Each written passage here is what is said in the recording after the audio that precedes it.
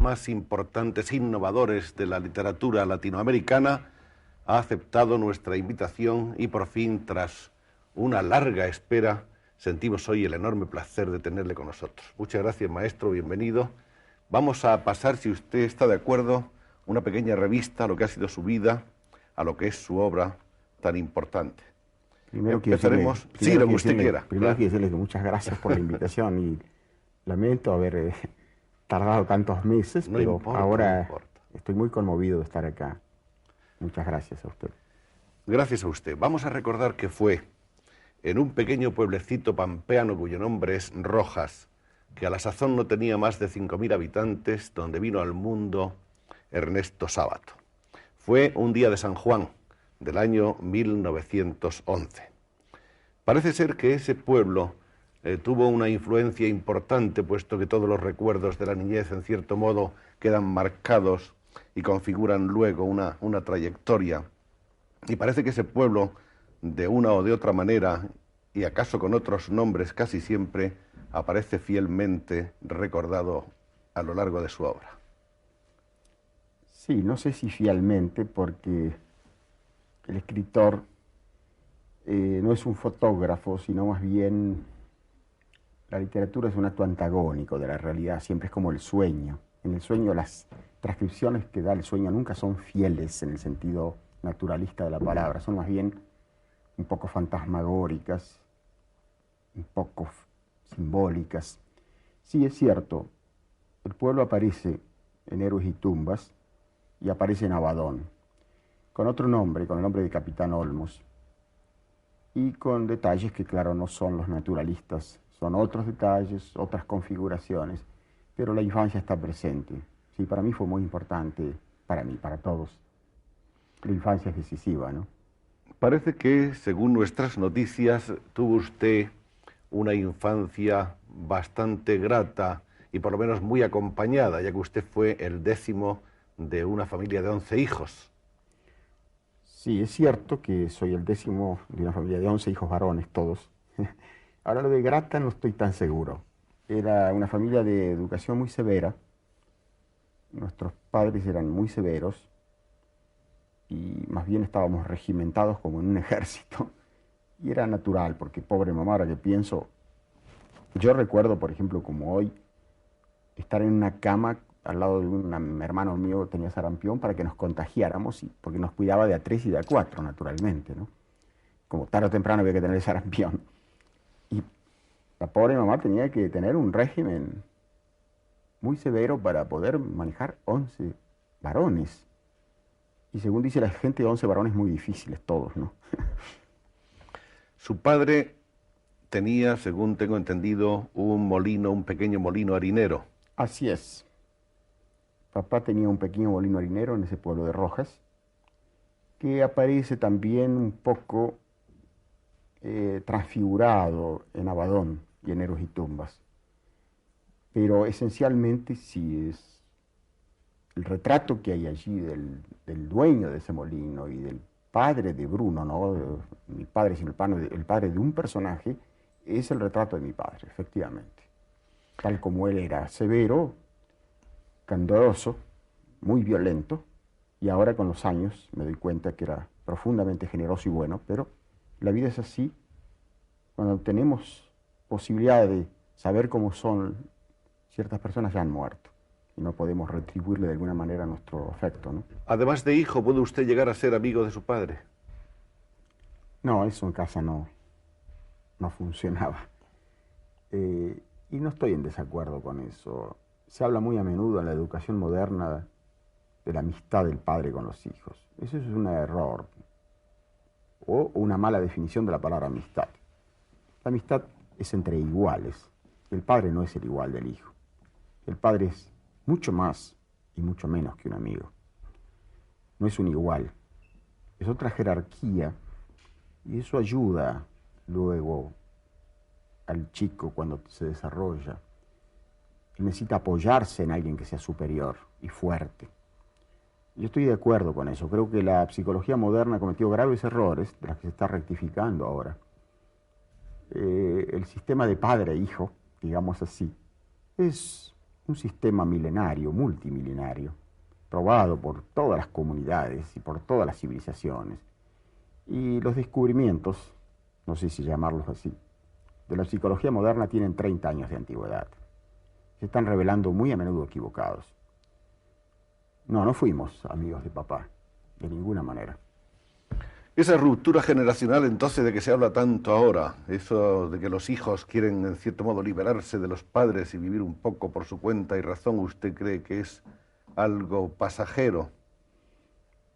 Sí, se comprende, toda persona quiere liberarse de las ataduras, hay una actitud siempre así, pero los hijos vuelven siempre al padre, si el padre es comprensivo. Cuando yo he dicho que el padre es el padre, no quiero decir que sea incomprensivo, no quiero decir que sea terrible. Para mí la relación padre-hijo debe ser severa y afectuosa, y esa no es una contradicción, sino una cosa complementaria. El chico tiene que encontrar en su padre un hombre comprensivo y justiciero. Los chicos aprecian mucho la justicia. Muy a menudo los chicos se rebelan contra la injusticia, y eso me parece bien. Siempre hay que rebelarse contra la injusticia. Pero una cosa es la injusticia, otra cosa es la jerarquía. La jerarquía debe basarse en la justicia. Y creo que la relación de padre-hijo es jerárquica.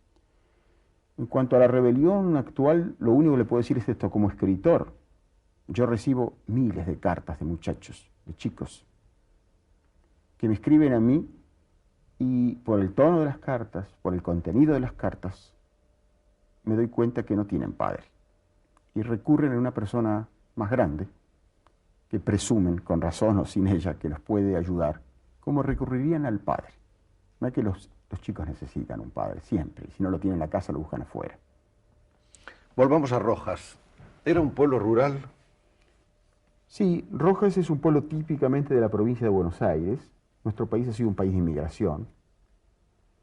Es un país que desde el 1870, es decir, hace un siglo, fue abierto a la inmigración europea, y así es un pueblo de españoles, de italianos, de vascos, de franceses, de alemanes, de eslavos de todas las latitudes, de sirios, de libaneses, lo que nosotros llamamos turcos, porque la inmigración se produjo antes de la Primera Guerra Mundial, cuando los árabes eran súbditos todos del Imperio Otomano. En Argentina se le dice turco a todos ellos, como se le dice ruso generalmente a los judíos. Es un país de inmigración, y Rojas era un típico pueblo de inmigración. Basta ver en mis novelas los nombres. Hay nombres vascos, nombres aboyardos, nombres pirenaicos, que son los frecuentes, son los comunes.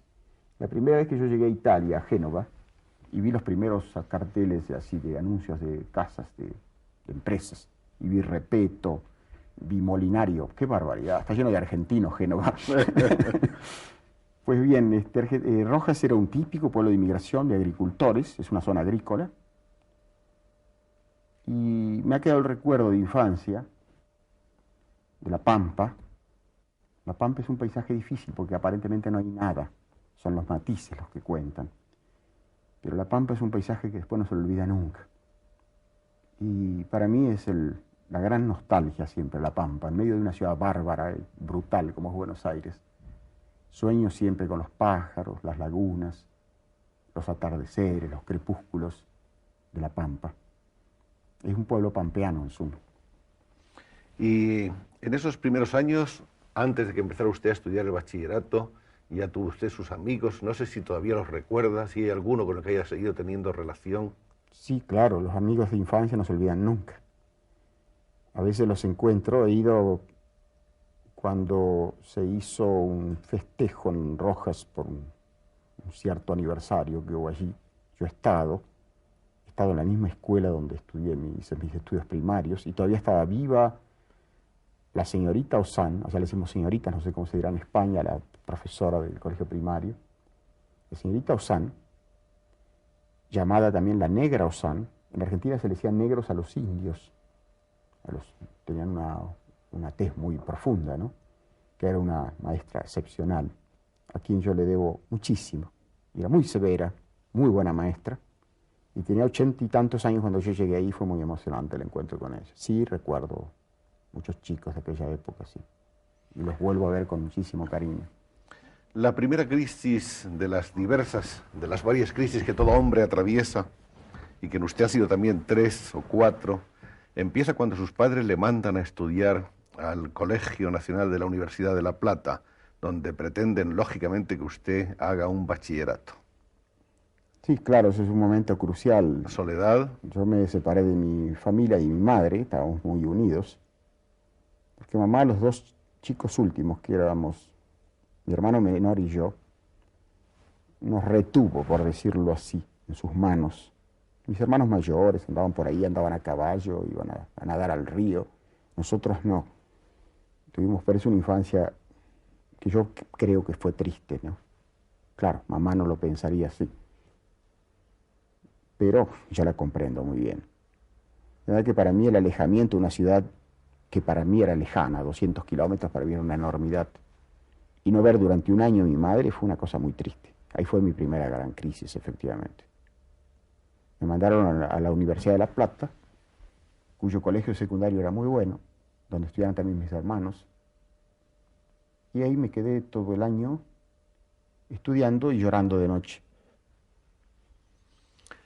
¿Qué cosas le, aparte de la distancia, de la lejanía de su madre y de su familia, qué otras cosas influían en usted hasta el extremo de producirle esa tristeza, esa desolación? Bueno, yo había sido un chico, como le digo, muy encerrado, y aunque ahora no lo parezca, fui muy tímido hasta los 17 años, patológicamente tímido y introvertido, y sufrí mucho porque yo era un chico de campo, como se dice en la Argentina, y llegué a La Plata, que era una ciudad universitaria, donde los chicos eran todos gente de ciudad. Yo me sentía muy torpe, me sentía mal vestido, cosas subjetivas desde luego, pero que influyen en un chico tanto como las objetivas o más. Y me costó mucho adaptarme a la nueva circunstancia y fue realmente doloroso, sí. Termina usted el bachillerato en 1930... El bachillerato en 1928. 28, y es el 29 cuando ingresa en la universidad, Ingresé en el 29 de la universidad, en la efectivamente. Facultad de Ciencias Físico-Matemáticas. Así es, aunque parezca mentira. No, no, si lo curioso es que además usted es un hombre que ha podido hacer muchas cosas, porque Sí. se cuenta que realmente está usted maravillosamente dotado para la física y para las matemáticas. ¿Quién le dijo eso? Lo dicen las gentes que le conocen a usted. Bueno, ¿Por qué la se, matemática es la ciencia más simple de todas, por usted qué se sabe, ¿no? matriculó usted en eso? Sí, sí, tiene todo su raison d'être, como diría Leibniz, ¿no? Tiene su misterio, su causa, ¿no? Yo era un chico, llegué allí y me sentí muy realmente, muy desorientado y muy triste y muy solo. Y la matemática, es decir, el mundo platónico, la matemática es por excelencia el mundo platónico, puro, ¿no? Cuando yo descubrí las matemáticas, los teoremas, encontré una gran paz, un orden que yo necesitaba en medio del caos. Y así me precipité, casi por decirlo de esa manera, en el mundo de las matemáticas. Dicho sea de paso, yo trabajé en observatorios astronómicos ya más de grande. Los observatorios astronómicos están llenos de neuróticos. Contra lo que puede pensar la gente de la calle, el astrónomo no es un hombre en paz, un hombre que mira las estrellas. Mira las estrellas porque la Tierra no le sirve. En general es un evadido. Generalmente son neuróticos y a veces hasta psicóticos. Son solitarios, son desajustados con el mundo los astrónomos. En general puede haber excepciones. Si algún astrónomo me oye, que no se enoje demasiado, ¿no? Yo no estoy seguro a esta altura de mi vida de casi nada. Pero son en general así. Son incluso misántropos. Y uno busca lo que no tiene. Yo no tenía orden, y busqué el orden porque no lo tenía. Y el orden por excelencia es el orden de las matemáticas. Para poner un ejemplo ilustre, casi contemporáneo, Kandinsky, el creador prácticamente uno de los creadores del arte abstracto. Si usted ve en Múnich, por ejemplo, los primeros cuadros de Kandinsky, era un hombre tumultuoso, romántico, expresionista. Y él llega al arte abstracto y geométrico por una necesidad inexorable de su espíritu, una búsqueda de lo que él no tenía. Todos buscamos lo que no tenemos. Fíjese la filosofía platónica, yo mencioné antes a Platón. El pueblo griego era un pueblo carnal, apasionado, se parecía mucho a nosotros latinos, a los argentinos y a los españoles, discutidor de café además. No había café, pero estaba la plaza. Sócrates era un filósofo de café, en el más alto sentido de la palabra. Venía y discutía, a ver, ¿qué piensas tú de lo que es la valentía? El chico empezaba a decir algo, no, por esto y por esto. Esos son los diálogos platónicos. Pues Sócrates, que era un hombre carnal, según dijo un extranjero que llegó a Atenas, todos los vicios se reflejaban en su rostro. Sócrates inventa una filosofía que recomienda desconfiar del cuerpo, y es natural, puesto que él era un hombre eminentemente carnal.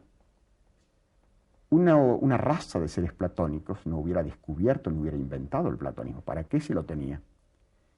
Que los griegos inventaran el platonismo se comprende. Por eso mismo creo que espíritus románticos o tumultuosos buscan la matemática, muy a menudo. Así que no es a pesar de, sino justamente por, como decía Proust, que muchos, aunque son porqués desconocidos. Por eso yo ingresé en las matemáticas. Y así resulta que efectivamente llega a ser físico, se doctora en ciencias físicas y matemáticas. Mientras tanto han ocurrido otras cosas, se ha ido interesando, como es lógico, por los problemas de los estudiantes, se ha ido afiliando o por lo menos adhiriendo a cierto tipo de actitudes propias de los jóvenes anarquistas de la época. Al cabo de un año de estas primeras escaramuzas políticas, usted se inscribe en el Partido Comunista, representando a su partido. Asiste usted en el año 34, me parece, a un famoso congreso contra el fascismo y contra... ¿Qué más era? El eslogan. Varias cosas. Había un eslogan muy largo. Pero ese congreso parece que actúa en cierto modo como un revulsivo que le hace a usted cambiar de opinión sobre la marcha. Sí, yo estuve varios años en el movimiento revolucionario. Empecé con los anarquistas, con los cuales yo siempre he mantenido afinidad, porque yo soy un temperamento anárquico, ¿no? Cuando uno dice anarquistas, piensa enseguida en una persona que pone bombas. No, hay anarquistas que son incapaces de matar una mosca. Son pacifistas, los mejores. Yo siempre he mantenido simpatía por ellos. Y yo estuve muy vinculado con el movimiento anarquista, lo que significa estar muy vinculado con los españoles. Esto quizá valga la pena decirlo acá, porque en la Argentina, de inmigración, tuvo una enorme importancia en las grandes ciudades la inmigración española, que era anarcosindicalista. Yo conocí muchos españoles, viejos españoles, algunos que recuerdo con infinito cariño, porque eran verdaderos, no sé, eran hombres de una gran bondad interior y una gran entereza. Y yo tuve una enorme simpatía con ellos, hacia ellos. Después, algunos comunistas de estos que hacen el catecismo, de las que tratan me convencieron en la universidad, empezaron a darme obras comunistas, y yo finalmente ingresé al movimiento comunista. Nunca me gustaron los revolucionarios de salón. No creo en ellos. Yo puedo discrepar, y he discrepado con ideas de Guevara, pero ante un hombre como Guevara yo me pongo de pie. En cambio, de la misma manera, detesto las personas que hacen la revolución en América Latina desde París o Londres. Eso no me gusta nada, pero nada. Creo que el hombre, si tiene una idea, tiene que luchar por esas ideas a fondo, con toda entereza y con toda responsabilidad. Yo abandoné mi familia, tuve varios años lejos de mi familia, abandoné estudios, ingresé en el movimiento revolucionario. Hice una experiencia muy dura, tal vez la experiencia más dura de mi vida. He pasado por momentos muy difíciles de vida y muerte. Estuve enfermo, muy mal. Fui secretario de la Juventud Comunista Argentina. Estuve en muchos países. Y de haber estado en el año 36 todavía en el movimiento comunista, habría estado, como otros ex compañeros míos, en la Guerra Civil Española. Con eso le digo todo. Ahora, ¿por qué en el 34 yo abandoné el movimiento? Yo estaba ya en crisis. Yo leía Marx al mismo tiempo que trabajaba en el movimiento. No fue un problema de sala de lecturas. Yo leí las obras de Marx, todas, las de Engels, por supuesto, y de muchos exégetas del comunismo. Pienso que Marx ha sido un gran pensador, sin duda alguna. Pero me fui alejando de su filosofía ya en esos años, en los últimos años, tenía graves dudas. Pero mi alejamiento se debió sobre todo a Stalin y a los crímenes del stalinismo. Cuando yo estuve en Bruselas, yo ya venía muy mal espiritualmente. Yo tenía que ir a Rusia, a quedarme 2 años en las escuelas leninistas. Y yo tuve una discusión una noche, yo dormía en el mismo cuarto en Bruselas del que era secretario de la Juventud Comunista Francesa, cuyo nombre verdadero no recuerdo, pero él se hacía llamar Guyot. Tuvimos una discusión muy violenta sobre los problemas de Stalin. Empezaban los procesos de Moscú. Dicho sea paso, a este muchacho, a quien recuerdo con afecto, desde luego, lo torturaron más tarde los nazis y lo mataron cuando la ocupación alemana. Pero con él tuve una discusión violentísima. Yo esa misma noche decidí huir. Y huí a París, no tenía documentos, tenía documentos falsos. Y pasé unos meses muy terribles en París por primera vez en mi vida. Tuve que dormir en plazas públicas y en fin, pasarla muy mal. Así que la experiencia mía comunista fue grave, ¿no? Fue muy dura. Los procesos de Moscú fueron para mí decisivos y me revelaron de pronto lo que era el socialismo totalitario. Por eso, desde aquella época, hace 40 años, es una enormidad, cada vez más me he ido afirmando en la idea de un socialismo con libertad. Yo no quiero justicia social sin libertad. Tampoco quiero libertad sin justicia social, porque es una pseudo-libertad. Esta fórmula es muy simple. Puede parecer una utopía, tal vez. Pero cuando los realistas se caracterizan en nuestro tiempo por destruir todo género de realidades, la naturaleza, al hombre, a su conciencia, volvamos a replantear las viejas utopías de los grandes filósofos del siglo pasado, no solamente anarquistas, grandes filósofos religiosos en el pasado, como Santo Tomás, en el presente, como Mounier, como Buber, que plantean la posibilidad de una comunidad socialista a la escala humana, una especie de comunitarismo. En eso creo. Por eso soy enemigo de toda violencia y creo que mediante la dictadura, aunque sean con los fines más nobles, no vamos a acceder a una nueva sociedad. Y Rusia ha sido el mejor ejemplo. Por eso estoy hoy en contra de cualquier tentativa violenta de imponer ideas. Creo en la pluralidad y creo en la democracia. Se me dice que la democracia es un régimen podrido y putrefacto y corrompido. Pregunto, ¿qué régimen no lo es? La diferencia es que en la democracia se puede denunciar la corrupción y se puede castigar la corrupción. El presidente más fuerte del mundo, me refiero a Nixon, fue juzgado por un juez desconocido, denunciado por un periodista y tuvo que dimitir. Esto es muy admirable. En definitiva, la democracia es el único régimen que permite mantener vivos y libres a las personas que quieren mejorarla. Y esto es una cosa inapreciable. Yo no pretendo imponer mis ideas a los demás a esta altura de mi vida. Digo lo que pienso. Y lo digo con afecto hacia muchos muchachos que están haciendo hoy la experiencia que yo hice hace 40 años. Yo sé que son chicos idealistas, pero ha pasado mucha agua bajo los puentes. Ya no creemos en muchas cosas que podíamos creer hace 40 años. Ha habido los procesos de Moscú, ha habido 20 millones de muertos en Rusia. Entonces, cuidado. Esto no quiere decir que yo aplauda a los extremismos del otro lado, de ninguna manera. Esto está automáticamente dicho en las palabras anteriores mías. Quiero pluralidad, quiero diálogo y quiero que perfeccionemos la sociedad mediante la libertad y el respeto sagrado por la persona, como todas las grandes religiones han sostenido siempre, con profunda razón. Esa crisis suya, esa crisis ideológica y humana que se plantea usted en el Congreso de Bruselas y que le lleva a huir a París, le sitúa realmente con una, yo pienso, de las etapas más atormentadas de su juventud.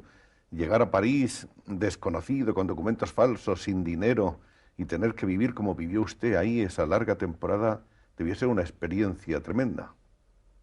Sí, fue muy triste, pero al mismo tiempo muy hermoso por esto.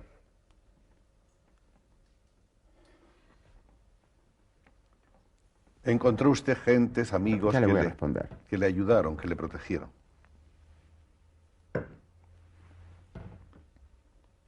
Sí, fue una época muy dolorosa. Fue muy hermoso también porque en momentos así,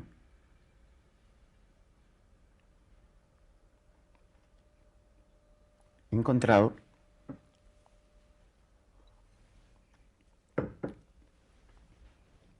siempre gente que me ha ayudado. Por eso yo quiero tanto al pueblo. Siempre lo quise. Yo era hijo de burgués, mi padre tenía una pequeña fábrica. Siempre quise al pueblo.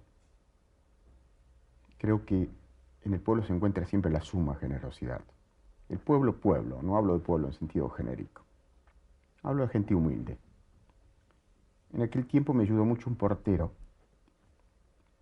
del École Normale Supérieure, Rue d'Ulm, que me hacía entrar por la ventana de noche para dormir en la pieza de un cuarto donde no había calefacción, claro que iba a haber. Me acuerdo que nos tapábamos, además era una cama grande. Había, además de las mantas, nosotros hicimos frazadas con un arcaísmo español en Argentina. Había una buena cantidad de l'humanité, porque el portero era también un comunista un poco heterodoxo, herético, pero en fin. Era analfabeto, pobre, no era un alsaciano, Lerman. Casi analfabeto, no digo analfabeto, lo digo en el sentido general, cuando uno dice un hombre que no era de letrado, ¿no? Era un hombre muy simple, de pueblo. Y recuerdo esa cama porque cada vez que uno se daba vuelta se sentía el ruido de los diarios, ¿no? Es un ruido muy especial, pero siempre recuerdo con mucho amor a este hombre que me recogió, por decirlo así, en un momento muy triste. Era un invierno muy duro, fines del 34 y comienzo del 35, en pleno enero de París, ¿no? Sí, fue un momento muy triste, pero como dije antes, en esos momentos uno comprende más a la raza humana. Como dice Pascal, palabras más o menos, el hombre es un gusano y es un héroe. El hombre es una porquería y es una hermosura. El hombre es un ser dual y trágicamente dual. Es la suma de las imperfecciones y la suma de las perfecciones. Por eso por eso yo no estoy muy de acuerdo. Cuando me hablan, la otra vez me preguntaron en un reportaje si yo consideraba que Beckett era un gran escritor. Digo, sí, es muy admirable, pero grande. La grandeza implica la totalidad. Y Beckett ve la vida un poco como un hombre en un tacho de basura, y eso no es cierto. La vida es otra cosa, es eso, pero además es otra cosa. La vida es un tacho de basura, pero es un hombre capaz de heroísmo, capaz de sacrificarse por los demás. Ha habido actos infinitos de heroísmo en las guerras, en los naufragios, en las revoluciones. Ha habido individuos desinteresados que han hecho cosas muy grandes. No seamos injustos con la raza humana a la que todos pertenecemos, por otro lado, incluyendo a Beckett. Beckett mismo ha hecho obras hermosas. No es un tacho de basura. Por eso respondí, no sé si Beckett es un gran escritor. Es un escritor muy admirable, pero grande en el sentido que es un Cervantes, Shakespeare, que ven todos los costados de la raza humana. No. No nos precipitemos, esa clase de grandeza no la tiene. Entonces, volviendo a esto que usted me decía, estas largas y duras y profundísimas experiencias que yo tuve, fueron muy útiles. Y uno llega después, al final de su vida, a la conclusión de que todo es útil, sobre todo para un escritor. Yo creo que el sufrimiento es más didáctico que la felicidad. Sufrir enseña mucho. Enseña también a comprender y a ser compasivo con los otros. Y un escritor que no es capaz de tener piedad por sus criaturas, yo no creo mucho en eso. Por eso me conmueve tanto, ya que estoy en España, mi gran ilusión toda mi vida ha sido escribir algo, hacer algo vinculado con el cine con Cervantes, porque para mí es la obra magna de la literatura. Creo que nunca se dio ese gran mito que hay en el corazón del hombre entre Sancho y el Quijote. Dos personajes que están en el corazón de Cervantes, por supuesto. Nunca se dio de una manera tan ejemplar y tan profunda, y tan dolorosa, y tan piadosa, y tan triste, y tan vital, y tan alegre también como en Cervantes. Es un hombre ante quien yo realmente me inclino y por el cual yo pienso a veces que es una osadía ponerse a escribir. Por eso siempre he sido tan destructivo con mis obras. Yo he publicado más que 3 novelas en mi vida y pienso que son demasiadas. Hay una leyenda, que no sé si es tal leyenda o si corresponde a la realidad, de que usted ha quemado casi más que ha escrito. Siempre me gustaron los incendios. Todos somos más o menos pirómanos. Sí, he quemado mucho, sí, casi todo. Y las 2 últimas novelas... ¿Y no lo ha hecho sin dolor? No, sí, todo lo he hecho con dolor. Lo he escrito con dolor y lo he destruido con dolor. Pero creo que han sido bien quemadas. Estas 2 últimas, Héroes y Tumbas y Abadón, también estaban destinadas al fuego. La primera se salvó por Matilde, que sufrió mucho por mi idea de quemarla, mi mujer. La segunda por varios amigos que me instaron a publicarla. Yo no estaba nada seguro de ese libro, sigo no estando nada seguro. Me asombra este premio que me han dado en París, porque realmente no lo sé. Pero en fin, ahí están ahora y ya son hijos que no fueron abortados. Y los hijos a veces uno los quiere incluso por los defectos, porque les da más piedad por ellos, ¿no? Les da más cariño, no sé. No es porque los considere perfectos, nada de eso. No considero, creo que mis obras están llenas de imperfecciones, pero llenas de imperfecciones, realmente. Esto no es falsa modestia, lo digo con toda honestidad. Y creo que me sirve de consuelo a veces. Yo pienso que escribo mal muy a menudo, pero me consuela cuando pienso que se ha dicho que Dostoyevski escribe mal y que Cervantes escribe mal. Pero es cierto que se escribe mal. Estoy hablando ahora en serio, es decir, no hablo nunca, por otra parte, es decir, no hago bromas con una cosa tan sagrada como el arte. Yo me he propuesto cosas grandes. Digo, esto me parece que no tiene nada de malo decir No, y esto. además está claro. Me he propuesto. Que lo haya logrado es muy distinto. Pero decir, yo no creo que valga la pena. Yo abandoné la física para escribir algo que yo sentía muy profundamente adentro, con mucha ansiedad. Eran grandes problemas sobre la vida, sobre la muerte, sobre la esperanza, sobre la revolución, sobre el destino del hombre. Son cosas grandes. Creo que no vale la pena ponerse a escribir algo si no se propone cosas grandes uno. Que no lo haya logrado, y bueno, y sí, eso es otra cosa. Pero me he propuesto cosas grandes. Si yo no me propuse escribir un soneto. Entonces, claro, si uno escribe un soneto, lo menos que se le puede pedir a un hombre es que sea perfecto. Si yo tengo un pequeño jardín, se me puede exigir, y casi se me debe exigir, que el jardín sea perfecto, que sea limpio, que sea ordenado, que esté bien dispuesto. Pero si yo me propongo el Mato Grosso, es otra cosa. El Mato Grosso tiene fieras, pantanos, mosquitos, alimañas de toda clase, sabandijas de toda índole. No le pidan eso al Mato Grosso. Ahora, yo me he propuesto el Mato Grosso. Que lo haya logrado, no sé. Pantanos hay muchos, de eso estoy seguro. Hablaba usted de Cervantes y de una vieja idea suya con respecto al Quijote. ¿Sería entonces una nueva interpretación del Quijote? No, ayer me preguntó un chico de la televisión, que había oído decir, me produjo mucha gracia, que yo quería escribir de nuevo el Quijote. No, nada de eso. Dios me preserve de semejante idea. Como diría mi madre. No, una idea que yo tengo hace muchísimos años, es una obsesión más que una idea, es proponer y contribuir a la realización de un film con el Quijote. Se han hecho muchos.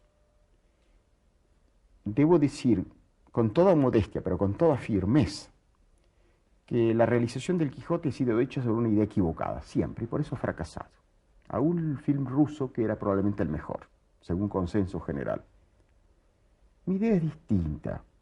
Tal vez sea el huevo de Colón. pero creo mucho en eso. Mi idea es muy simple, y es la que quiero proponer, y me alegra mucho poderlo decir acá en su programa.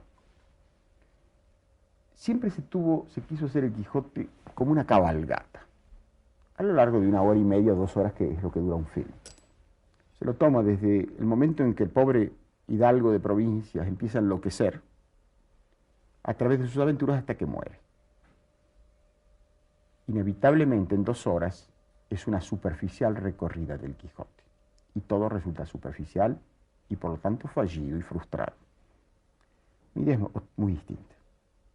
El Quijote es un conjunto de aventuras, en cada una de las cuales está el Quijote de cuerpo entero. ¿Qué otra cosa puede ser? Está el Quijote de cuerpo entero y está Sancho de cuerpo entero. Entonces yo pienso así: tomemos una aventura del Quijote, por ejemplo, la ínsula de Baratari, que es un cuento perfecto. Llega Don Quijote con su escudero al castillo, ahí le sucede una serie de vicisitudes cómicas, patéticas, ridículas, dolorosas, tristísimas. Está el gobierno de la ínsula por Sancho, que es de las cosas más hermosas y más divertidas del Quijote. Está todo. Y luego termina eso y, iba a decir Cervantes, y es un error perfectamente significativo. Cervantes es el Quijote, y es Sancho también. El Quijote se retira, pide permiso a los duques para retirarse, porque tiene que seguir desfaciendo entuertos, con esa mezcla de candor y de grandeza que a mí me mueve a las lágrimas siempre. Pues bien, hagamos la ínsula de Barataria.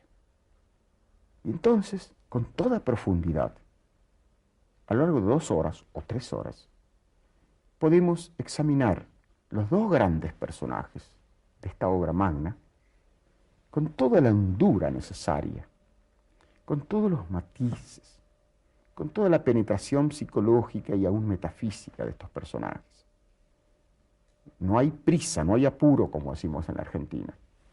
Vamos a hacer un film que nos permita adentrarnos en esta alma grande, doliente y patética del Quijote, y en esta especie de contraparte de Sancho.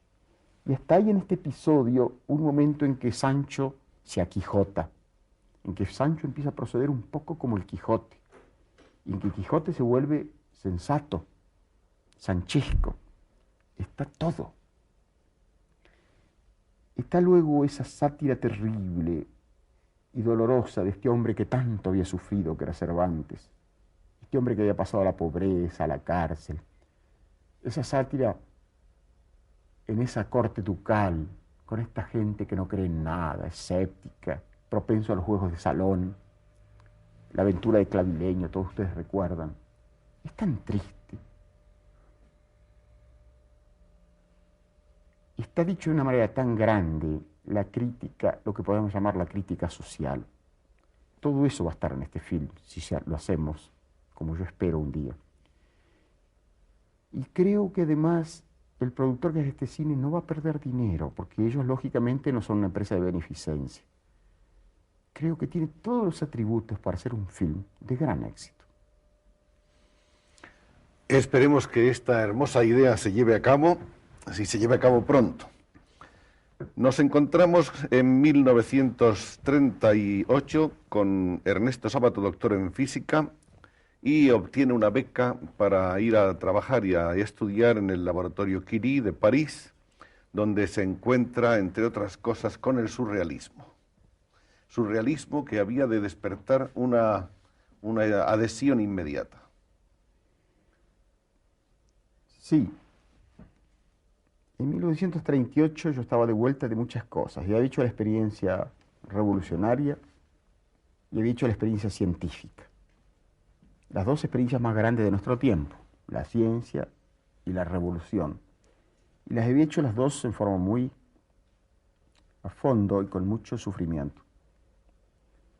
Yo fui a París becado por el profesor Usay, premio Nobel de Fisiología, que luego, cuando yo abandoné la ciencia, me retiró el saludo para siempre. No lo tomé a mal, creo que un hombre de ciencia piensa así, bueno, pensó que era una especie de traición de mi parte. Está bien, ¿qué le vamos a hacer?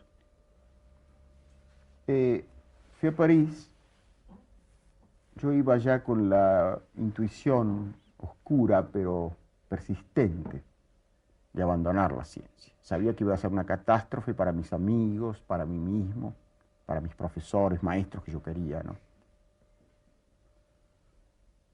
Y ahí empecé a practicar una especie de vida doble, así como el Dr. Jekyll y Mr. Hyde.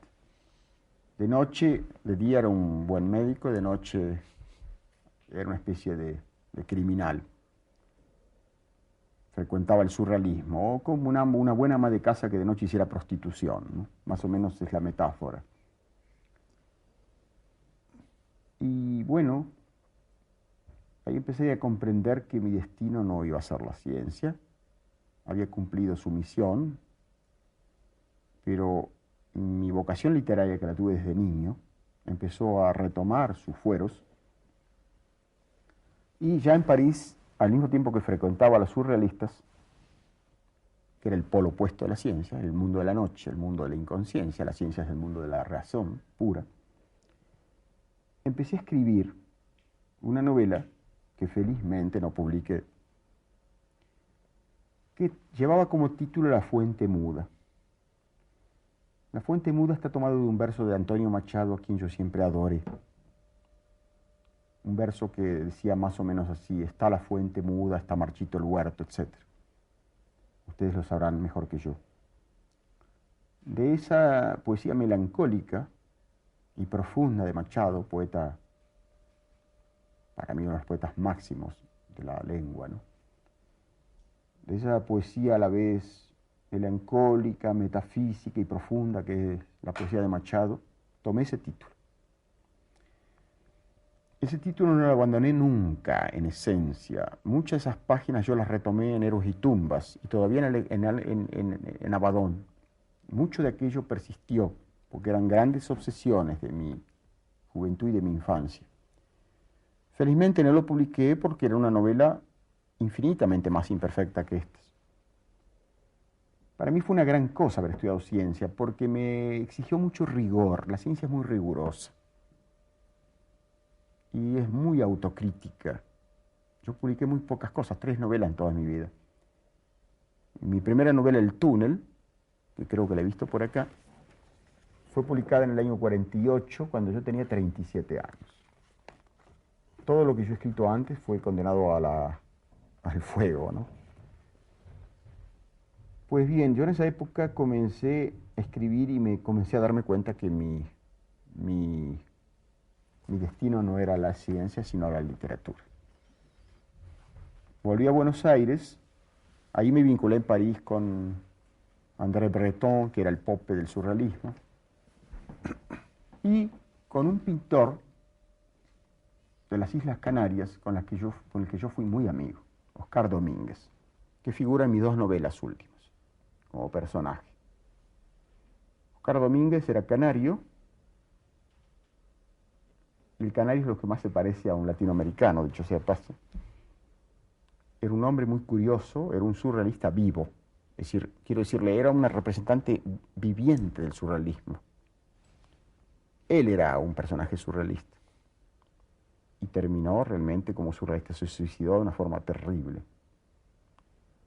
Era un hombre atormentado y trágico, muy buen amigo, muy tierno amigo, medio acromegálico, con el que fuimos muy amigos. Tengo muchas cartas de él. Él me quiso inducir a dejar la literatura para hacer pintura, porque a mí me gusta dibujar. Pero yo no torcí mi decisión, ¿no? Esa experiencia surrealista fue muy importante para mí, porque me llevó al polo opuesto de la ciencia. Del mundo de la razón pasé al mundo de la irracionalidad. Del mundo diurno, de los conceptos puros, pasé al mundo nocturno, de los mitos y de los símbolos. Posteriormente, creo haber cerrado el ciclo y comprendido al alma humana en su totalidad. El hombre no es razón pura, como ha creído el pensamiento ilustrado y como cree la ciencia. Es razón pura, pero además es sin razón, como hubiera dicho Cervantes. Es mito, es símbolo, es sueño, es pasiones y sentimientos, todos elementos irracionales. La parte más importante del hombre es irracional. Estamos sufriendo en esta época las consecuencias de una filosofía estrictamente racionalista y tecnológica que ha llevado a la cosificación del hombre, a un hombre abstracto que no existe en la realidad. El hombre debería tener siempre nombre y apellido. Por eso creo, le dije antes a Soler en la conversación previa, esto me lleva a un tema que para mí es muy, muy querido, que es el problema de las nacionalidades. Si usted quiere, hablemos de eso. Me encanta. Vamos allá. Y además, en cierto modo, ahí está también implícita toda su teoría sobre el hombre de nuestro tiempo y sobre lo que debe ser el planteamiento de la actitud del hombre ante el reto de la época. Sí, efectivamente. Todo lo que yo he escrito, tanto en la novela como en el ensayo, es a propósito de la crisis del hombre de hoy, en cuya crisis yo he participado carnalmente, porque viví, como le digo, a la ciencia, hasta las fronteras mismas. Yo terminé mis estudios en París, volví a la Argentina y enseñé e hice trabajos de radiaciones atómicas y enseñé teoría de Einstein, teoría de la relatividad en los cursos del doctorado. Así que llegué hasta las fronteras de la ciencia y me aterró. Yo estaba en París cuando la escisión del átomo de uranio, en el año 38, acontecimiento histórico que dividió a la humanidad en dos, puesto que de ahí salió la bomba atómica. Me aterró, filosóficamente hablando, este momento. Ahí es cuando empecé a comprender que la física iba a dominar el mundo y que la tecnología iba a arrasar con el hombre. Esto comenzó en el Renacimiento con la ciencia positiva. La ciencia positiva y la técnica permitió al hombre esta aventura prometeica, la conquista del mundo y la conquista de las cosas, el mundo natural, el mundo externo, pero a un precio paradójico y trágico. El hombre conquistó el mundo de las cosas, pero con un gran riesgo para su alma, ha terminado por cosificarse. Él mismo se transformó en cosa. En las civilizaciones más avanzadas, técnicamente más avanzadas, como la norteamericana y como la rusa, ahí se ve palmariamente. Los jóvenes norteamericanos no se han sublevado por mejores salarios, y esto prueba que la crisis nuestra es una crisis espiritual y no económica. Se sublevaron contra el mundo tecnológico y tecnolátrico, la idolatría de la técnica. Contra eso tenemos que reaccionar. En esa época yo empecé a pensar mucho en esto. Y creí, y lo sigo creyendo, que el arte, de todas las actividades del espíritu humano, es la única que permite no solo la expresión de esta crisis total del hombre del siglo XX, porque es una crisis total, sino tal vez la única o una de las dos posibilidades de salvación del hombre. Porque en el arte el hombre está totalmente. La novela, por ejemplo, tiene ideas, eso pertenece al mundo racional, como la ciencia, como la filosofía. Pero en el otro extremo tiene símbolos, mitos, pasiones, y el hombre es la totalidad, esa integridad. Así que la novela, particularmente la novela, es la que permite a la vez la expresión de la crisis y una de las tentativas de la salvación del hombre en esta crisis. Eso lo creí desde el comienzo, en aquella época, pero lo he ido confirmando con los años. Cada vez más creo en eso. Y ahora el mundo ya está, la crisis está a la vista, el desastre ecológico, la destrucción del hombre. Y fíjense que esto pasa de uno y de otro lado. La deificación, la mitificación de la ciencia sucede no solamente en Estados Unidos, sino en Rusia. Por eso Berdyaev, pensador ruso que fue marxista y luego cristiano, él sostiene que tanto el supercapitalismo norteamericano como el supercolectivismo ruso son dos abstracciones que se elaboran sobre la base de un hombre cosificado, de un hombre engranaje. Y que el hombre en los dos casos está alienado. Y que no se debe ni se puede elegir entre esas dos alternativas sino que hay una tercera alternativa, que es la que proponemos mucha gente, entre ellos yo modestamente, que es la de una comunidad a la escala del hombre. Ni es el supercapitalismo ni es el supercolectivismo, es una escala comunitaria. Le voy a dar un ejemplo. Hay muchas tentativas en el siglo XX de buscar esta comunidad. Ha habido entre religiosos y entre laicos. En Argentina y en muchos países, en Francia también hay comunidades religiosas de esta naturaleza. Una es la de Lanza del Basto. En Israel, el kibutz es una experiencia interesante. El kibutz es una comunidad donde un hombre enseña durante el día, por ejemplo, teoría de Einstein, y durante otros días de la semana ordeña las vacas. Esto parece una broma, es una cosa muy profunda. El hombre ha vuelto a reintegrar lo mental y lo manual, lo racional y lo irracional. Es un hombre íntegro.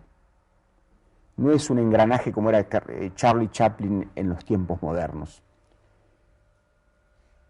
Una vez en Tel Aviv, yo fui a Jerusalén como miembro de un comité para la preservación de Jerusalén. Lo digo sonriendo porque en este mundo hablar de preservación de Jerusalén es tan cómico.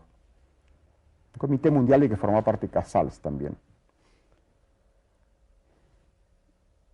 Volviendo a Tel Aviv, un amigo judío mío me habló, hablamos sobre el kibutz. Me dice, bueno, pero ese kibutz fabrica zapatos, pero esos zapatos son 10 veces, no sé cuánto, la cifra exacta, más caros que los zapatos que fabrica la fábrica tal de Tel Aviv. Y yo le dije lo siguiente, ¿y quién le ha dicho a usted que la misión del kibutz es fabricar zapatos baratos? La misión del kibutz es crear hombres de verdad. Y esto es una cosa típica del siglo XX. Se habla de costos. Dice, sí, pero es más barato fabricar zapatos en una gran usina, en una gran fábrica. Ah, ahí está el mal. Es el hombre que nos debe interesar, no los pares de zapatos. La preservación del hombre integral y no el costo de un par de zapatos. Y este es el gran mal de nuestra civilización. Y esto usted lo ve en Estados Unidos y lo ve en Rusia. Y la mentalidad es la misma. Entre un astronauta que sale de Caleño Cañaveral y otro que sale de los Urales, no hay ninguna diferencia. Por eso se acopla en el espacio con la perfección de todas las cosas matemáticas. Estos dos hombres metidos, estos hombres heroicos, por otro lado, no los estoy ni despreciando, son hombres heroicos, hombres que merecen todo mi respeto. Pero son representantes o héroes de una civilización que está muriendo. Schopenhauer tiene una frase muy profunda que cita Nietzsche. Él dice, hay épocas en que el progreso es reaccionario y lo reaccionario es progresista. Hoy, levantar edificios de 30 pisos en Madrid o en Buenos Aires para que vivan en esos cubículos de cemento armado y de aire acondicionado niños que nunca van a ver el nacimiento de un perro, o la forma en que una gallina pone un huevo, o el nacimiento o la aparición del sol y de la luna. Niños que van a ser futuros drogados, niños alienados y tristes, niños que mañana estarán en manos de psicoanalistas.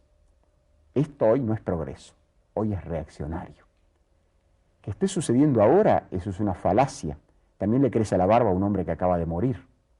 Esto ya es mortal. Lo revolucionario es proponer hoy la abolición de los rascacielos.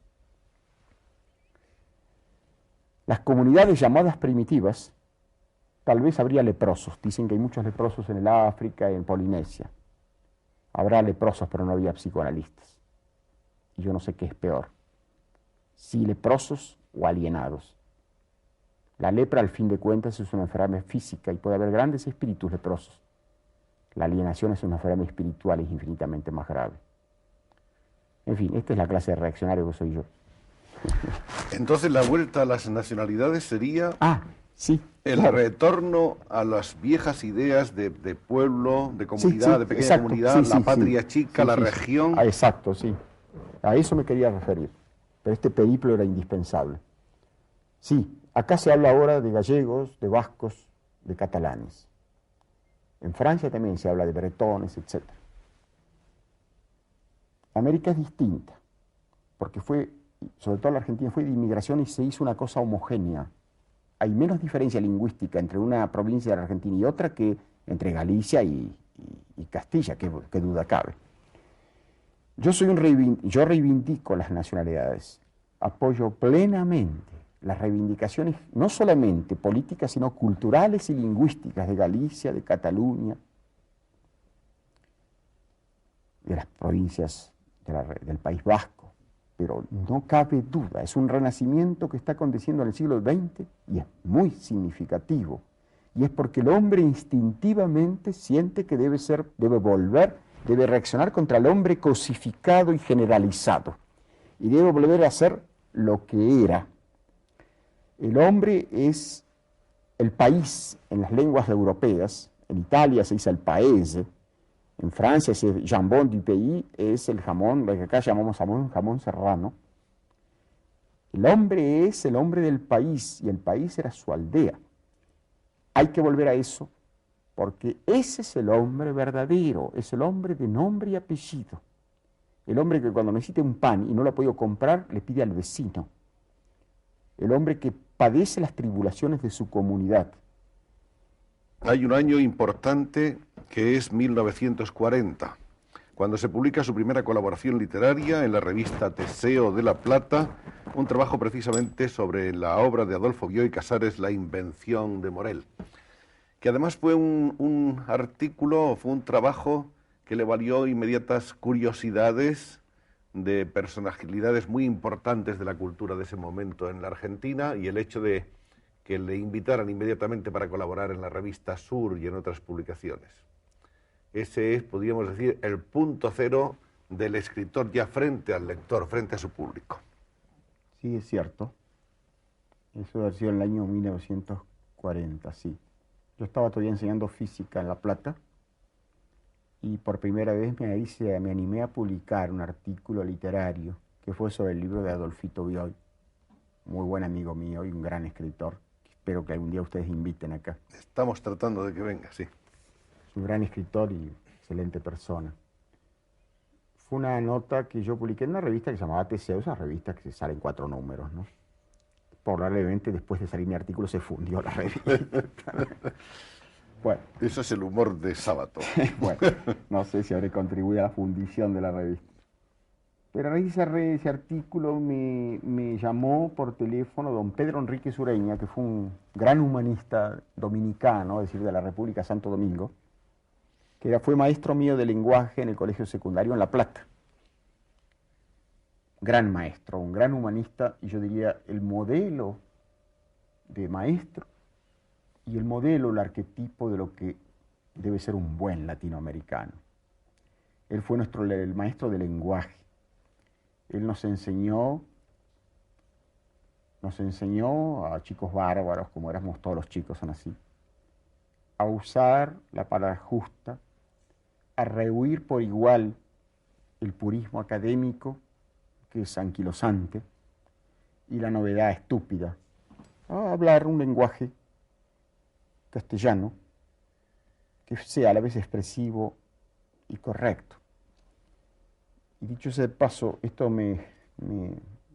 si usted me perdona la pequeña digresión, la lengua castellana, que nos toca a todos, madrileños o porteños de Buenos Aires, la lengua castellana, que es un gran milagro, y que nosotros la debemos en América. Yo soy hijo de italianos y mis ancestros son Cervantes y Berceo.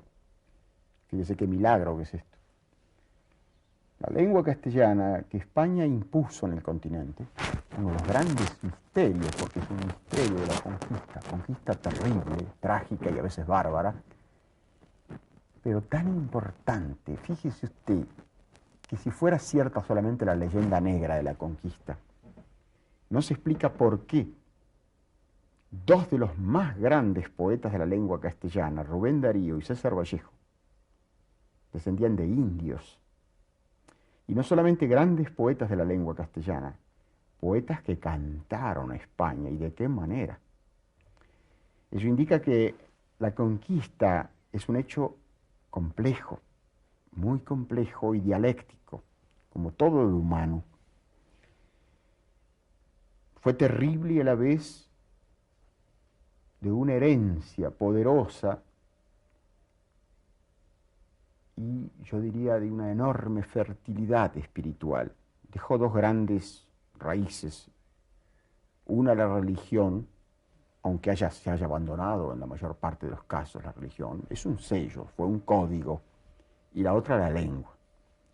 Que 20 naciones hablemos y escribamos en América Latina, seamos descendientes de italianos o de indios, en la lengua de Cervantes, es probablemente el milagro más portentoso de nuestro tiempo. Que la literatura castellana de hoy, en su totalidad, sea la más importante del mundo hoy, y eso no lo dice un escritor de lengua castellana, eso lo dicen los críticos alemanes, o norteamericanos o franceses. Este es otro portento que lo debemos a la conquista. Don Pedro Enrique Sureña, para volver a la pregunta suya, humanista de esta pequeñísima República de Santo Domingo, que ejerció su magisterio en México y luego en la Argentina, y que nos enseñó el misterio y la maravilla de la lengua castellana.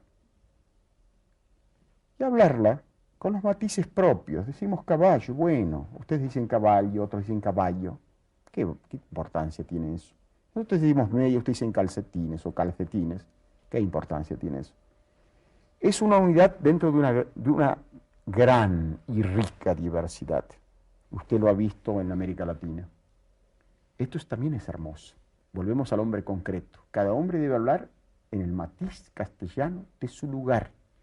El argentino debe hablar como argentino, el venezolano debe hablar como venezolano y el madrileño como madrileño. Y eso es hermoso.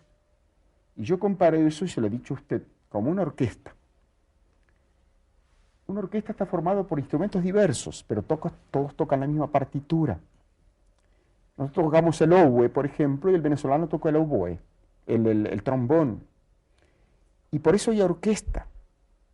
Una orquesta donde todos tocan el mismo instrumento es una orquesta de locos. Y hay que defender esa unidad de la diversidad. Eso de nuevo es el hombre concreto. Todos somos diferentes. Y todos, en este caso, tenemos una unidad. Esto lo aprendí con don Pedro Enrique Sureña en aquella época que usted se refiere. Y vamos encontrando siempre una de las teorías, una de las constantes en el pensamiento de Sábato, que es esta del hombre concreto frente al hombre abstracto. Bien, después de esta primera publicación en el año 1940, hay en 1943 otro momento difícil, en el que Ernesto Sábato abandona Buenos Aires y se marcha a vivir a un rancho en Córdoba. ¿Tuvo algo que ver con eso el peronismo? Sí, en parte el peronismo, en parte mi crisis con la ciencia, las dos cosas. Rancho, no sé si, bueno, los españoles lectores lo saben, pero en Argentina rancho es una cosa muy pobre, no es el rancho norteamericano, que también deriva de la colonia española en el sur de Estados Unidos. Pero el rancho en Argentina es una cosa pobrísima, no tiene electricidad, no tiene agua corriente, no tiene nada. Más pobre aún es en Caracas, el ranchito. Sí, pues allí nos fuimos a vivir con Matilde y con mi hijo mayor que tenía 5 años. 3 o 4 o 5 años. Para encerrarme durante un año y pensar un poco en mi destino, en qué iba a hacer, ¿no? Ahí escribí mi primer libro, ahí usted lo tiene, Unir Universo. Este es. Ahí lo escribí en ese rancho, donde teníamos que pasar fríos muy grandes en la sierra de Córdoba, de nuestra Córdoba. En aquel de invierno había 14 y 15 grados bajo cero. Nos encerrábamos a las 6 de la tarde con un farol de esos que daba más calor que luz. Y ahí pasé un año muy difícil también, otro año difícil de mi vida, para abandonar la ciencia y escribir mi primer libro. Ahí fueron usted a verle sus compañeros y amigos del campo científico, a decirle que por favor, que volviera usted de su acuerdo, que la ciencia le necesitaba, que era usted a lo que se veía un científico con un porvenir extraordinario. Bueno, no sé si era un porvenir extraordinario, pero en fin, me trataron de sacar de la manía que tenía en la cabeza y venía el director del Observatorio de Córdoba, que era el profesor Gaviola, que había sido mi profesor y yo había sido asistente de él. Me venía a ver el profesor Guido Beck, alumno de Einstein, que era austríaco, emigrado, judío, emigrado en la Argentina, con el que tuve una correspondencia muy dura con mi decisión, porque me llegaron a llamar traidor. Y me acuerdo que Gaviola, que era un hombre gran lector, el doctor Gaviola, es un físico eminente, vive, todavía está muy viejo. Me dijo, yo, Ernesto, lo perdonaré si un día usted escribe una novela, en aquel tiempo estaba muy de moda eso, La montaña mágica de Thomas Mann. Y yo, bueno, ¿qué vamos a hacer? Me acuerdo de esta anécdota de un hombre en el medioevo europeo que iba cargado de armas y una mujer desde una ventana dice, ¿dónde va, buen hombre? Dice, voy a la guerra de los 30 años. Pues yo no sabía si iba a la guerra de los 30 años. Andaba cargado de armas, pero no sabía siquiera si iba a ser un libro pasable, ¿no? Pero así tomé esa decisión, quemando las naves. No quise saber más nada, quemé, no digo quemé literalmente, pero regalé todos mis libros de física y matemática superior a todos mis amigos. Cada uno de mis amigos y compañeros tiene algún libro mío. Yo no quedé con un solo libro. Abandonó usted todo lo seguro, lo Quemé hasta el razonable, último, lo científico. sí, como hizo Cortés, quemé mis naves, hasta el último chinchorro, el último bote lo quemé. No quise saber nada, es decir, no quise tener retorno. Si fracasaba, bueno, se trataba de vencer o de morir en la demanda, como diría un conquistador, ¿no? Para iniciar una aventura llena absolutamente Sí, de... disparatada, fue un disparate realmente. Fue una locura. llena de incógnitas. Sí, sí, en salida del terreno de lo seguro y entraba en el terreno, como diría Borges, de la conjetura, ¿no? Pero no se arrepiente. No, bueno, me arrepiento de todo en mi vida y no me arrepiento de nada, si se puede decir. Este primer libro del que hemos hablado, Uno y el Universo, obtuvo el primer premio municipal de prosa. Y es un libro que contiene una serie de reflexiones sobre los entes que se encuentran en el camino hacia uno mismo, que es una de las características de la introspección, de la búsqueda de Sabato. 1947 registra otro viaje a París, un viaje a París que, por cierto, era con un cargo de la UNESCO, muy bien remunerado y el que, por otra parte, a usted no le hacía demasiado feliz. Sí, yo estaba en Buenos Aires muy mal, porque era la época de Perón, y yo fui enemigo de Perón siempre, toda mi vida. No de la justicia social, sino de Perón como persona. Nunca lo quise, siempre pensé que era un mal hombre, ¿no? Un hombre que nunca quiso a nadie, tampoco a su pueblo. Él fue muy cobarde, le abandonó a su pueblo, y no me gusta la gente cobarde. Pero en fin, sea como sea, yo era antiperonista y Perón era un gran escéptico. un total escéptico, nunca creyó en nada. Y un hombre que no cree en nada tampoco puede creer en el peronismo, naturalmente. ¿Y Eva? No, Eva sí. Eva fue peronista a muerte y ella me merece respeto. Era una mujer de gran coraje. Ella tenía los atributos que no tenía Perón. Y ella fue la que fue una revolución. Evidentemente el peronismo en la Argentina fue en aquel tiempo una revolución social. Y la legislación obrera argentina que se logró en ese momento fue de las más avanzadas del mundo. Pero Perón era un gran demagogo. Y la demagogia es a la democracia real lo que la prostitución es al amor. No me gusta la demagogia. Pero en fin, sea como sea, me fui, me estaba muriendo literalmente de hambre, y un amigo mío de la UNESCO, el profesor Nowinski, un profesor polaco que ha muerto, premio Nobel, que sabía de mi situación, me ofreció un cargo en la UNESCO.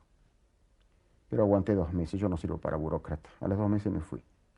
Y me fui a Italia para volver a Argentina y empecé a escribir El túnel, fue el año 48. Empezó usted a escribirlo en una maquinita portátil que acababa de comprar y, según se cuenta, en un rincón de la estación ferroviaria de Zúrich. Sí, porque la compré en Suiza, era una Hermes, ¿no? La compré en Suiza y esa noche yo tenía que esperar 5 o 6 horas, creo, para un tren a Milán. Y yo no iba a ir a un hotel por 5 o 6 horas, así que me puse a escribir esa noche en un rincón de la estación. Tenía la obsesión de este libro. El túnel empezó así, de esa manera. Sí. El túnel aparece el año 1948. Es, como puede verse, una novela más bien corta, y han visto ustedes, mucho más corta que las dos que habían de seguirle en esta gran trilogía. Sí, fui empeorando con los años. Y digamos que es una novela con una estructura... Pero dígame, perdóneme, ¿no se ha leído mucho tiempo ya? No se preocupe por eso. Digamos que es una novela de una estructura también menos complicada que las dos. Sí, este en realidad es un cuento largo, es lo que los franceses, el castellano no tiene hoy. En la época de Cervantes se llamaba novela, palabra que venía del italiano, las novelas ejemplares de Cervantes. Es lo que los franceses llaman nouvelle, y el italiano novela, el plural. que eran cuentos largos. Este es un cuento largo. En cambio, lo que en italiano se llama romanzo, o francés roman, que es el antiguo romance, ¿no? Es lo que nos llamamos hoy novela nosotros. Así que esto es un cuento largo y por lo tanto es un relato unitario, ¿no? Bueno, como es sabido, se trata de una novela en la que se relata en primera persona una historia de crimen, sí. Ciertamente impresionante. Y además una novela que empieza ya diciendo desde la primera línea quién es el asesino, ¿no? Sí, sí, claro, porque no es Para una que novela no haya, policial. para que no haya ninguna no haya falso confusión con el suspense. género policíaco. No. Luego nos encontramos, después de esta excelente novela, en 1951 con un libro, Hombres y Engranajes, que no tengo por aquí, pero que está recogido en algún modo en Itinerario, que es una suerte de antología que creo que ha sido seleccionada por el propio maestro Sabato. Hombres y Engranajes es el tema del que nos ha venido hablando a lo largo de esta conversación en algunos momentos, donde se sirve de todos sus profundos saberes acerca de teórica, social y sobre la historia de la cultura y los correlaciona de la manera que él ha venido más o menos explicándonos hasta ahora. Es un examen muy largo del camino recorrido por la cultura occidental desde el Renacimiento, donde además señala cuáles han sido los dos motores de este camino, que han sido el dinero y la razón. ¿Cuáles serán los motores de la cultura occidental a partir de ahora? ¿Seguirán siendo el dinero y la razón? No, si vamos a hacer otro tipo de sociedad, ni uno ni otro. Es decir, tendrá que ser un tipo de comunidad. En esta última novela, en Abaddon, hay un hombre que tiene un pequeño kiosco, como decimos en Buenos Aires, no sé cómo se llaman acá, de diarios y cigarrillos. Sí, sí. Es un anarquista muy bondadoso, es un alma de Dios, como diría mi madre, analfabeto, que le explica a un niño, que es el protagonista de la novela, lo que es el anarquismo. Entonces le dice, ahí no va a haber dinero. En cuanto a la razón, ya he dicho lo que pienso de la razón pura, ¿no? Tendrá que haber razón, y si no, no vamos a marchar, así nos ha ido, ¿no? El libro siguiente, 1953, es Heterodoxia, donde aborda los mismos temas pero con una estructura distinta que recuerda un poco la de Uno y el Universo, una estructura aforística, un poco en el estilo del famoso diccionario de los lugares comunes de Flaubert y de tantos otros. Después de Heterodoxia, en su cronología aparece El otro rostro del peronismo, 1956, que se escapa un poco de lo que podemos llamar la obra literaria puramente. Es un ensayo. Fue una pequeña carta abierta por el problema del peronismo, sí.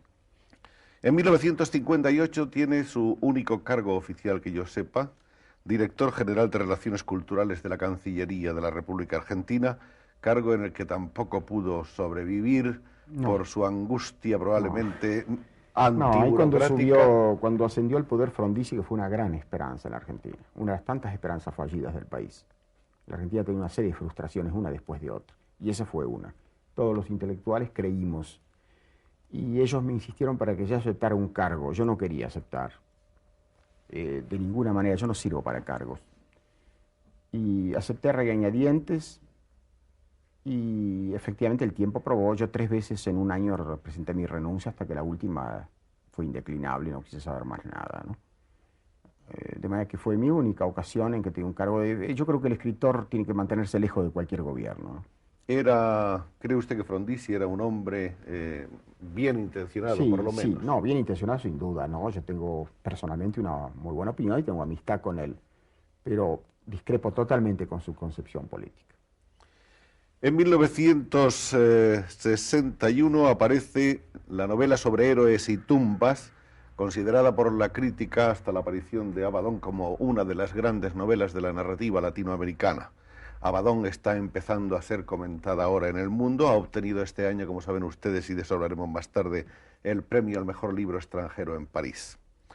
Pero en cuanto a sobre héroes y tumbas, hay en él sobre todo ese famoso y espeluznante informe sobre ciegos que se ha publicado también a veces de manera independiente, como en esta edición, que no sé si usted recuerda. Sí, es una edición de Popular, sí. Que es verdaderamente una cosa llena de simbolismo y en cierto modo también con una cierta influencia todavía de una cierta parte del existencialismo europeo y del surrealismo. En este libro hay una secta de ciegos que utilizan a los videntes en en el planteamiento y el desarrollo de sus ansias insaciables Sí. de posesión. Pero hay una lectura que han señalado algunos probablemente malintencionados críticos, una lectura secreta de este libro, en la que yo no creo, pero que me gustaría saber qué piensa usted de ella. Probablemente también conoce esa idea de que en el fondo aquí hay una crítica de Borges, No. ciego y mandarín entonces de No. las letras Qué argentinas. disparate. ¿Verdad que no? Es un disparate total. Esa era nuestra opinión Disparate también. total. No, el Pero problema de quería los ciegos, escuchárselo. que ha sido, en fin, se le ha hecho muchas exégesis freudianas, junguianas, etc.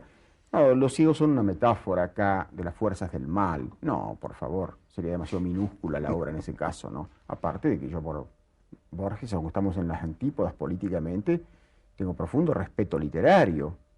Él ha sido nuestro maestro de lenguaje, es decir, yo hablé de don Pedro Enríquez Ureña, el otro gran maestro que tuvimos, la generación posterior, la de Cortázar y yo mismo, es, desde el punto de vista lingüístico e instrumental, ha sido Borges. No, qué esperanza. Es falso, de toda falsedad, y cualquiera persona que lea ese libro con profundidad se va a dar cuenta que eso es un disparate, ¿no? Sí, es cierto, se ha dicho eso. Se ha dicho De con hecho, con mala idea. Sí, claro, no. Para enfrentarme a mí con Borges, no. Yo Sí. estoy enfrentado con Borges sin necesidad de este libro, ¿no? Con Borges hemos estado enfrentados siempre sobre el problema del peronismo, por ejemplo. Borges ha sido enemigo del peronismo, pero por motivos diversos a los míos. Borges y su madre, que era una mujer de gran talento, eran enemigos del peronismo porque creían que el peronismo era una forma del comunismo. Yo era enemigo del peronismo porque nunca me gustaron los gobiernos absolutistas y tiránicos. En cambio, aplaudí y me pareció positivo la justicia social. Y creo que Borges no aplaude esa clase de cosas. Parece que, de todas maneras, en el terreno puramente intelectual y dejando al margen la política, usted y Borges se han entendido muy bien, o Borges y usted. Mire, cuando yo era muchacho y me acerqué a él con gran admiración por su obra, éramos, no diré amigos, porque con Borges la amistad no es realmente posible, ¿no?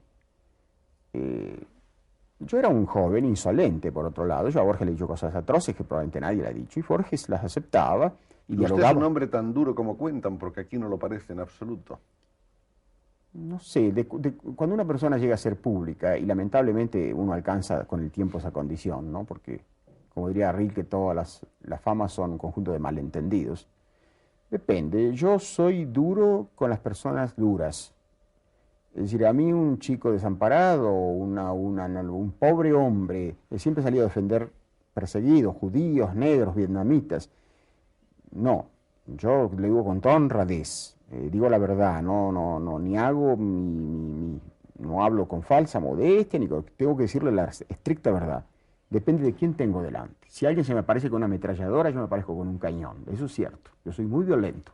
Y con la gente... Pero si un chico es un chico desamparado y necesitado de ayuda, o una persona, lo sabe todo el mundo en Buenos Aires, yo no voy a negar, al contrario, voy a correr en ayuda de él. No.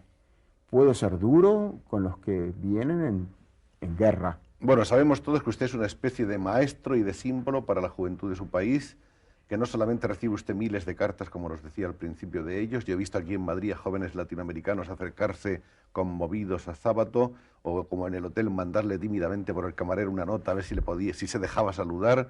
Eso es bellísimo, y además me consta que usted ha respondido siempre a todas esas cartas. Respondo a cuánta carta recibo, respondo siempre, porque pienso que no porque le dé sobrevalor a mi palabra, pero pienso que si me ha escrito es decir porque necesita mi palabra, y puede ser en el destino de un chico, puede ser decisivo un silencio en ese caso, puede ser catastrófico. Yo no puedo dejar de responder. Respondo a las cartas más, desde problemas así grandes, literarios, hay chicos de gran talento, hasta problemas muy menudos. A veces una pobre chica de la ciudad, del pueblo pampeano de Bragado que me cuenta que, no sé, que el muchacho con el que estaba la ha dejado, por ejemplo. Usted mira, ¿por qué me escriben a mí? No lo sé, que yo le respondo.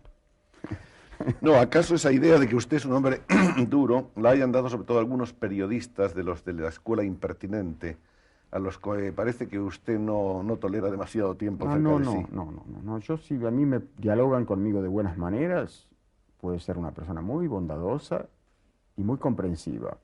Pero si me vienen con imposiciones, con insolencias, yo soy una persona de combate. Volviendo a Borges, entonces para usted es un valor literario indiscutible. Claro, claro, por supuesto. Sí, es un gran valor del cual pasarán a la historia de la literatura algunos cuentos y algunos poemas inmortales. No estoy de acuerdo con toda su literatura, practico una estética muy distinta a la de él. Él tampoco está de acuerdo con toda No, su por literatura. supuesto, claro, somos completamente opuestos en muchas cosas, pero es un maestro en muchos sentidos. Mi posición es la de una literatura más comprometida con el hombre, concreto y sangriento, digamos. Borges es más un tipo de literatura de Torre de Marfil. Somos dos De calle estéticas, Florida, ¿no? un poco dos estéticas Había opuestas. la otra estética de la calle Boedo, Sí, ¿no? la nuestra, la mía, es un poco la síntesis de las Usted dos. está más o menos en la mitad, en el punto Sí, intermedio ella, la entre... generación de Borges era la generación de Florida y Boedo. Boedo eran los populistas. La generación posterior a la que yo pertenezco era la de la síntesis. Roberto Arlt, Roberto Ar perteneció a la generación de Boedo, gran escritor, del que yo me siento heredero en muchos sentidos. Cortázar, Cortázar no, más bien yo creo que es heredero de la corriente de Borges. Somos dos líneas diferentes, ¿no? Bioy Casares, Bioy Casares también es un poco dentro de la corriente de lo que podemos llamar de Florida. ¿qué otros nombres? Bueno, estos son nombres muy importantes. Después hay muchos jóvenes. Hay Antonio Di Benedetto, que es un gran escritor y que sigue preso en la Argentina, y del que no hemos logrado hasta hoy, por lo menos yo no lo he logrado, he dicho varias veces y públicamente, por qué está preso Di Benedetto y por qué no le hacen proceso si es que merece ser preso. Pero así son las cosas en la Argentina. En el famoso boom latinoamericano le incluyeron a usted con esta obra sobre héroes y tumbas. Quisiera saber, en general, qué opinión le merecen, por ejemplo, Mario Vargas Llosa, Gabriel García Márquez, los demás escritores de ese grupo que dio un empuje tremendo a la literatura Bueno, latinoamericana. ellos, es decir, Vargas Llosa, Cortázar, García Márquez, Fuentes y algún otro más que no recuerdo en este momento, constituyeron un grupo de defensa y de ataque, como son todos los grupos. No ha habido muchos en la historia de la literatura. Por temperamento, yo soy, ya le dije, soy un temperamento anarquista, soy francotirador y suelto, tengo mi propio cañón, ¿no? Nunca formé parte de este grupo, de manera que yo soy exterior al boom y fui anterior como Borges. De manera que no soy la persona más competente ni la que está en mejores condiciones para hablar del boom. Fue un fenómeno que produjo 3 o 4 grandes libros, pero que hizo su política literaria en la que yo no estoy de acuerdo. Creo que las personas que usted ha mencionado son grandes escritores, y han escrito 3 o 4 libros que van a permanecer en la historia de la literatura, como Cien años de soledad, por ejemplo. Pero soy ajeno a este fenómeno a la vez literario, comercial, editorial y publicitario. No tengo nada que ver. 1963, El escritor y sus fantasmas y viajes a Puerto Rico, conferencias en Nueva York, en Berkeley, California. Aparece también Tango, Discusión y Clave, que en otros sitios hemos leído como Tango, Canción de Buenos Aires.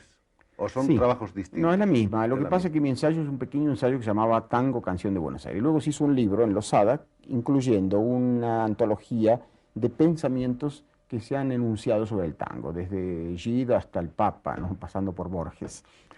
En el 64 recibe de André Malraux la distinción de Caballero de la Orden de las Artes y las Letras de la República de Francia. Es invitado al Congreso de Escritores de Génova. Publica un bellísimo disco que se llama Romance de la muerte de Juan Lavalle con música de Eduardo Falú. En el 66, primer volumen de las obras completas de Sábato, ficciones, que teníamos por aquí, Este es que es bellísimo. la edición de Losada, sí, de obras completas. Tenemos más tarde otro libro que se llama Tres aproximaciones a la literatura de nuestro tiempo, Robert Grillet, Borges y Sastre. En el 69, Itinerario, que es esta antología de la que también hemos venido hablando.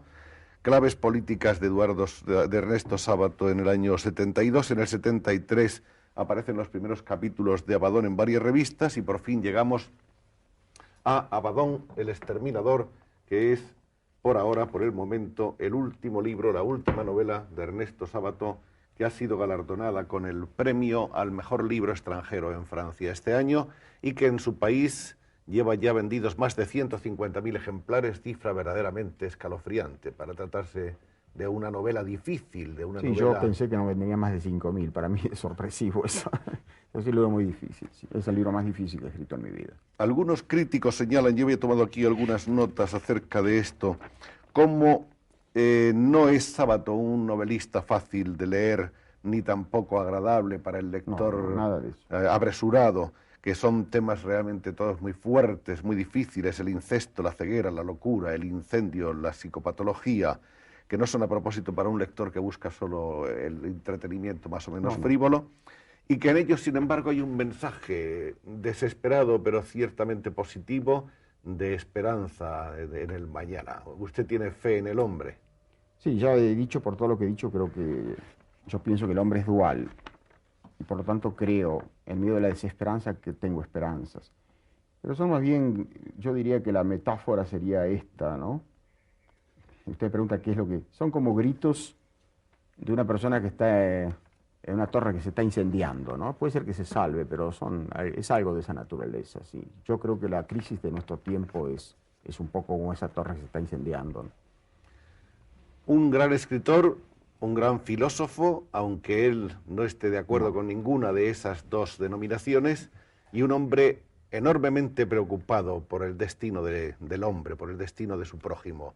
Un hombre cuya obra, aunque solo fuera por eso, por esa preocupación por el hombre, pasaría a la historia de la literatura. El maestro Sábato, al que en nombre de todos ustedes y en el nuestro propio le agradecemos tanto que haya venido a estar aquí dándonos esta admirable lección.